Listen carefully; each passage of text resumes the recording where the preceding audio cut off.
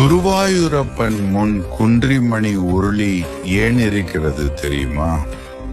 குருவாயூரப்பனின் தீவிர பக்தையான ஒரு ஏழை மூதாட்டி தன் வாழ்நாள் கனவான குருவாயூர் தரிசனத்திற்காக புறப்பட்டார். கண்ணனுக்கு காணிக்கை அளிக்க வசதி இல்லாததால் தன் வீட்டு மரத்தில் உதிர்ந்த மஞ்சாடி குன்றிமணிகளை ஒரு பையில் சேகரித்து எடுத்துச் சென்றார்.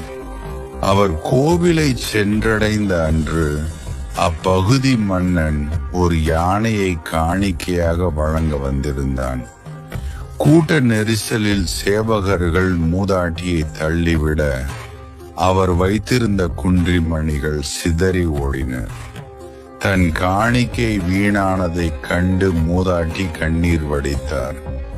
அச்சமயம் மன்னன் கொண்டு வந்த யானைக்கு திடீரென மதம் பிடித்ததால் ஆலயத்தில் இருந்த பொருட்கள் அனைத்தையும் சேதப்படுத்தியது.